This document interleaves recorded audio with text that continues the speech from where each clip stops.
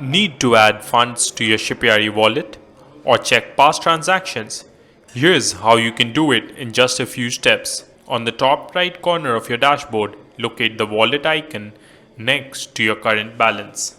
Click on the wallet icon to open the Recharge Wallet section. Choose the amount you want to add. Click on Pay Now to proceed. Select a payment method: card, UPI, net banking, or wallet. If paying via UPI, you can enter your UPI ID manually or generate a QR code to scan and pay. Once the payment is complete, you'll receive a confirmation notification and your wallet balance will update instantly.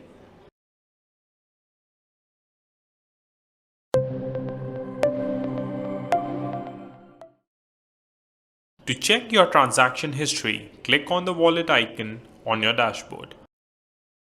Click on View Transaction History to see detailed record of all your past transactions. That's it. Your wallet is now updated and you have complete visibility of your transaction history whenever you need it.